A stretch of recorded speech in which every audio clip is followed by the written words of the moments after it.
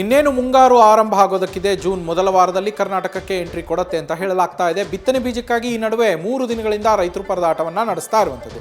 ಹಾವೇರಿ ಕೃಷಿ ಕೇಂದ್ರದಲ್ಲಿ ಬೀಜ ಪಡೆಯೋದಕ್ಕೆ ಹರಸಾಹಸವನ್ನು ಪಡ್ತಾ ಇದ್ದಾರೆ ರೈತರು. ರಾತ್ರಿಯಿಂದಲೂ ಅಂದರೆ ನಿನ್ನೆ ರಾತ್ರಿಯಿಂದಲೂ ಕೂಡ ಸರತಿ ಸಾಲಿನಲ್ಲಿ ಅವರು ರಾತ್ರಿಯೆಲ್ಲ ಅಲ್ಲೇ ಮಲಗಿ ಕ್ಯೂ ಮಾಡಿದ್ರು. ಇವತ್ತು ಬೆಳಗ್ಗೆ ಕೂಡ ಕ್ಯೂ ಹಾಗೆ ಮುಂದುವರೆದಿದೆ. ಸೋಯಾಬೀನ್, ಶೇಂಗಾ, ಕಡಲೆ ಬೀಜಕ್ಕಾಗಿ ರೈತರು ಪಾಳಿ ಹಚ್ಚಿ ನಿಂತಿರುವಂಥದ್ದು. ಕೂಪನ್ ಹಿಡಿದು ಚಾತಕ ಪಕ್ಷಿಗಳಂತೆ ಕಾಯ್ತಾ ಇದ್ದಾರೆ ರೈತರು. ಕೃಷಿ ಇಲಾಖೆಯ ಅಧಿಕಾರಿಗಳ ವಿರುದ್ಧ ರೈತರು ಆಕ್ರೋಶವನ್ನು ವ್ಯಕ್ತಪಡಿಸ್ತಾ ಇದ್ದಾರೆ. 2 ಕೌಂಟರ್ ಮಾಡಿ ಅಂತ ಹೇಳಿ ಅನ್ನದಾತರು ಒತ್ತಾಯವನ್ನ ಮಾಡ್ತಾ ಇದ್ದಾರೆ.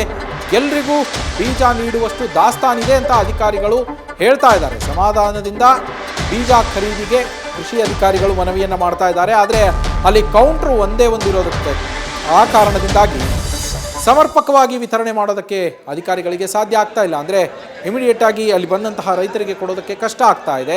ಮತ್ತೊಂದೆಡೆ ಒಂದೇ ಕೌಂಟರ್ ಇರೋದ್ರಿಂದ ನಮಗೆ ಲೇಟ್ ಆಗಬಾರ್ದು ಅನ್ನೋ ಕಾರಣಕ್ಕೆ, ಹಾಗೆ ಮುಂದಿನ ದಿನಗಳಲ್ಲಿ ಸ್ಟಾಕ್ ಖಾಲಿ ಆಗೋಗಬಾರ್ದು ಅನ್ನುವ ಕಾರಣಕ್ಕೆ ರೈತರು ಕೂಡ ತಮ್ಮ ಮನೆಗಳಿಗೆ ಹೋಗಲಾರ್ದಂಗೆ ನೋಡಿ ದೃಶ್ಯಗಳಲ್ಲಿ 2 ದೃಶ್ಯಗಳನ್ನು ಗಮನಿಸ್ತಾ ಇದ್ದೀರಾ. ಒಂದು, ರಾತ್ರಿ ವೇಳೆ ಅವರು ನಿದ್ದೆಗೆಟ್ಟು ಸರತಿ ಸಾಲಲ್ಲಿ ಮಲಗಿರುವಂಥದ್ದು. ಅಲ್ಲೇ ಕೆಲವರು ಮಲಗಿದ್ದಾರೆ, ಅಲ್ಲೇ ಕೆಲವರು ಕೂತಿದ್ದಾರೆ.